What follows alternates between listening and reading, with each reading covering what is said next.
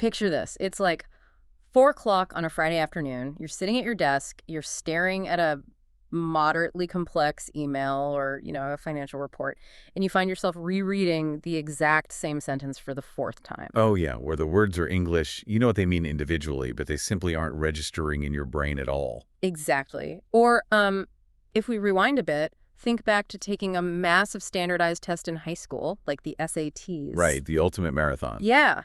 You probably breezed through the first hour feeling pretty confident, but by hour 3, you were suddenly making these completely careless, silly mistakes on basic math problems that you absolutely know how to solve. Because it's a very specific physiological kind of exhaustion. Your brain isn't just tired in a general sense. It feels like it is physically wading through wet concrete. Wet concrete is the perfect way to describe it. Right. I mean, you have the knowledge, but you can no longer summon the sustained focus to actually apply it. Well, welcome to a science candy exploration from Claire and Horatio. Our mission today is investigating the actual science behind that wet concrete feeling. Yeah, we're looking into a concept called cognitive endurance. And the big question we're trying to answer for you today is this. Is your attention span a fixed personality trait, something you're just born with? Or is it a trainable muscle? To figure that out, we are pulling from some really fascinating recent economics and psychology research, including a massive study of over 1,600 elementary school students. Which is such a timely question for all of us, honestly, not just for kids. Absolutely. I mean, we really have to look at the tension between human biology and our modern environments.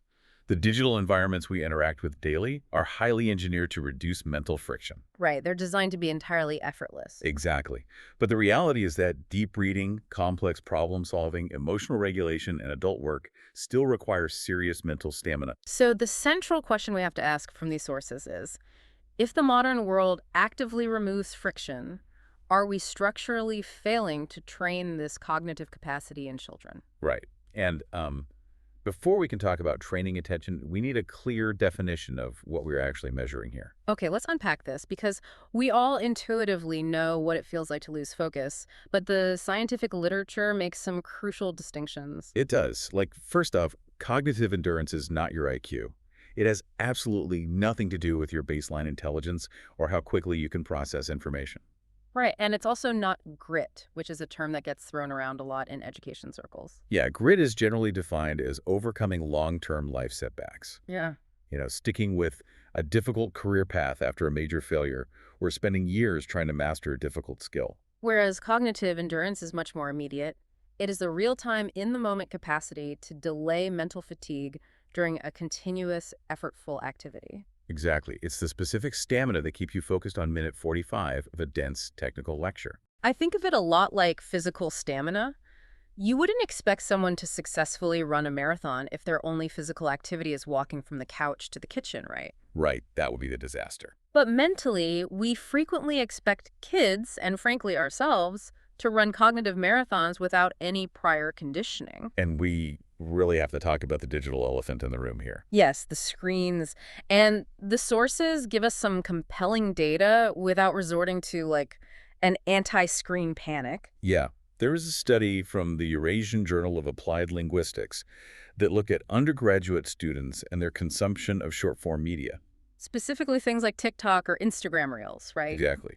They found that students who consume high amounts of these short reels, meaning more than 3 hours a day, had a 27% error rate on sustained attention tasks. Wow, 27%. Yeah, and get this, the students who are low consumers had only a 5% error rate. Okay, so if we connect this to the bigger picture, this is a perfect illustration of cognitive load theory at work. Right. It is vital that we don't view that 27% error rate as some sort of moral failing of a younger generation. No, not at all. It is simply an environmental adaptation. Yeah, short-form reels deliver constant, rapid-fire context switches accompanied by massive visual and auditory stimulation. They demand absolutely zero sustained focus from the user. So if your brain spends 3 hours a day in an environment without any mental friction, it simply isn't forced to practice sustained effort. Right. If a school environment or a digital ecosystem is effectively a frictionless moving walkway, the brain never has to learn how to walk on its own. The environment just isn't demanding the brain to build that specific mental muscle. Which really implies that if we change the environment, we can intentionally build that muscle through practice. And that brings us to the centerpiece of today's exploration. This massive field experiment conducted in India involving over 1,600 primary school students spanning grades 1 through 5. It is such a brilliantly designed study, particularly in its methodology. Yeah, so the researchers went into these schools, which largely serve low-income households and often feature very crowded, noisy classrooms that rely heavily on traditional rote learning. And they divided the students into 3 distinct groups. These groups participated in a 20-minute pull-out session a few times a week. Right. So group 1 is the math group. They worked on adaptive tablet math problems, meaning the software actually adjusted to their skill level. So if they got an answer right, the next one was a bit harder, keeping them constantly challenged. Exactly. Then group 2 is the games group, and this one is really important to keep in mind. Yeah, they played non-academic puzzles.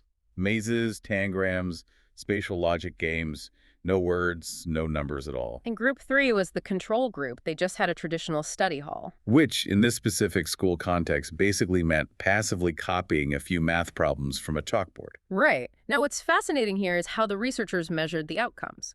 Because the fundamental challenge with measuring cognitive fatigue in a testing environment is separating that fatigue from task difficulty. Yeah, I want to make sure I understand how they pulled that off. Normally, standardized tests get progressively harder, right? Right. The easiest questions are at the beginning, and the hardest are at the end. So if a student bombs question 50, how do you know if they are just mentally exhausted or if they simply haven't learned the advanced algebra required to answer question 50? See, that is the exact methodological hurdle they had to clear. To isolate pure cognitive fatigue, the researchers randomized the order of the questions on the exams. Oh, wow. Yeah. The exact same difficulty of question might appear as question number 1 for one student and question number 40 for another student. Oh, that's smart. By analyzing this randomized data, they proved that students did significantly worse on the exact same question when it appeared at the end of the test versus the beginning. So by controlling for the difficulty, they isolated the fatigue. Exactly. It is incredibly clever. And it highlights why that games group is so essential to the study's claims. Because by having a group that only plays wordless mazes, the researchers are isolating the raw act of concentrating from the academic content of the concentration. Right. If the kids doing mazes improve their math test scores, it proves the training has absolutely nothing to do with learning math facts. It is pure stamina training. So let's look at what actually happened. By the end of their tests, the students in the passive control group suffered a 12% drop in performance. Their accuracy just predictably fell off a cliff as the test dragged on. Yeah. But both the math group and the games group reduced this performance decline by about 22%. Wow, so they held on to their accuracy significantly longer. Yeah, just 20 minutes of focused practice a few times a week noticeably delayed their mental exhaustion. But, there's a detail in the data here that initially confused me. The researchers noted that there was no effect at the beginning of the tests. Right. The trained students and the control students scored exactly the same on the first few questions. And my first instinct is to view that as a failure of the intervention. I mean, shouldn't we want the trained kids to score higher across the board? See, it is actually a scientifically beautiful detail because it proves the exact mechanism at play. How so? Think about the alternative. If the trained students had scored higher at the beginning of the test, you could argue that the 20-minute tablet sessions just made them generally smarter or gave them a baseline boost in motivation or working memory. I think. But because they only outperformed the control group at the end of the test, it proves the intervention didn't change their baseline intelligence at all. It specifically built a resistance to mental fatigue. Okay, so they didn't learn more, they just learned how to keep trying longer. Exactly. Here's where it gets really interesting, though. The transfer of these skills. In cognitive science, far transfer, where practicing one specific skill improves a totally unrelated skill, is notoriously hard to prove. Extremely hard. But the researchers found that the trained students scored about 0.09 standard deviations higher in totally unrelated school subjects, like Hindi and English. We should probably translate that statistical measurement for the listener. Like, what does 0.09 standard deviations actually look like in a classroom? It's a great question. In plain terms, a 0.09 standard deviation increase isn't a miraculous overnight transformation, but it is the equivalent of jumping a noticeable fraction of a letter grade in a class you weren't even studying for. That's pretty significant. Imagine your child improving their grade in Hindi language class simply because they spent 20 minutes a day playing a digital maze puzzle. It really shows the content of the practice matters far less than the sustained, appropriately challenging concentration it requires. Exactly. The sources also note they tested the students on standard psychological metrics like the SART, the Sustained Attention to Response task. Oh, right. This is a notoriously tedious computer test where you have to press a button when a shape appears, unless it's a specific shape. Yes, it requires deep, sustained vigilance. And the trained students improved by 0.067 standard deviations on this abstract test. And even more compellingly, independent teachers, who had no idea which kids were in which groups, reported that the trained students had better classroom focus. Yeah, and they were significantly better at following complex, multi-step instructions. As you're listening to the Science Candy exploration, keep in mind that Clarin Ratio also offers brain candy, debate candy, daily news briefings, classic companions, and classic audiobooks to keep your curiosity fed. The data we've discussed so far points to a very sobering reality, though. If practicing focus is this effective, we have to look at who is actually getting the opportunity to practice it naturally. Right, because the sources pull back to look at massive global standardized tests, specifically the TIMSS and PISA exams. The disparities in that global data are really heavy. When researchers analyzed the performance decline on those international tests, they found that students in poor countries showed 3 times the rate of performance decline compared to students in wealthy countries. 3 times. Yeah. And when looking specifically at the United States, Black and Hispanic students showed a 72% steeper decline over the course of the test than white students. This raises an important question about how we design our institutions, and we have to be incredibly careful not to misinterpret this data. Absolutely. Disadvantaged children often find themselves in noisier, more disruptive classroom environments with higher student-to-teacher ratios. Right, and crucially, they spend far less time during the school day engaged in independent, focused practice. Yeah, their school environments rely more heavily on passive teaching methods, like listening to a lecture or copying notes from a board. We're looking at children who lack a skill, but their daily environments are structurally failing to train it.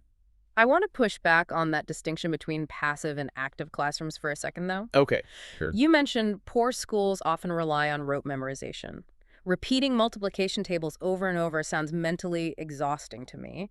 Isn't that a form of mental friction? It is a vital distinction to make, actually. It's the difference between tedium and adaptive cognitive load. Okay, tell me more. So copying from a chalkboard is tedious, yes. But once your brain learns the basic motor function of copying, you can completely zone out. The cognitive load drops to near zero. Because you aren't really problem solving. Exactly. Adaptive friction, like a puzzle or an adaptive math program, constantly forces the brain to engage with novelty.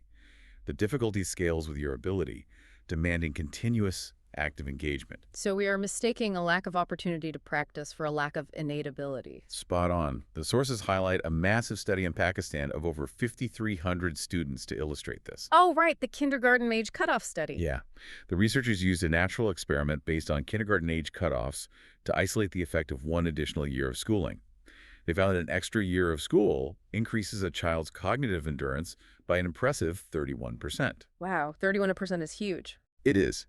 But, and this is the critical caveat, that 31% increase only happens in higher quality schools. Oh, really? Yeah, in the lowest quality schools, an extra year of education provided absolutely no measurable improvement in cognitive endurance. Because the low-quality schools are just providing tedium, not structured mental friction. They aren't giving the kids any cognitive heavy lifting, so the stamina muscle never grows. Exactly. And for you listening, think about your own life, because this doesn't magically resolve itself at high school graduation. Untrained attention follows us right into the workforce. Yeah, the sources show that full-time data entry workers experience sharp increases in errors later in their shifts, functioning exactly like the cognitive fatigue we see in the students. Right, so if you are an accountant reviewing tax code at 4 p.m. on a Friday, or a paramedic in the 12th hour of a shift, cognitive fatigue isn't just an inconvenience. It translates to critical, real-world errors. It also impacts our civic lives, right? The research points out that voters in lower-income areas are significantly more likely to experience fatigue during elections. Oh yeah, the ballot drop-off. Exactly. When faced with very long, complex ballots, fatigued voters frequently exhibit what's called down ballot roll-off, meaning they simply skip the questions at the end of the ballot, or they just vote for the easiest default option without reading the details. Cognitive endurance is basically a foundational human capital skill. It dictates your ability to sustain productive, meaningful activity across every domain of adult life. So, what does this all mean for us? If we are adults whose brains are already fried by endless spreadsheets and smartphone notifications, is our cognitive endurance permanently stunted, or does this neuroplasticity apply to us too? Oh, the neuroplasticity absolutely applies to adults. To understand how to train it, we should look at the expected value of control, or EVC, model from the cognitive control literature. UPC model, okay. Yeah, the EBC model suggests that our brains constantly calculate the expected payoff of exerting control versus the cost of the mental effort. So, think of EVC like a mental accountant living inside your head.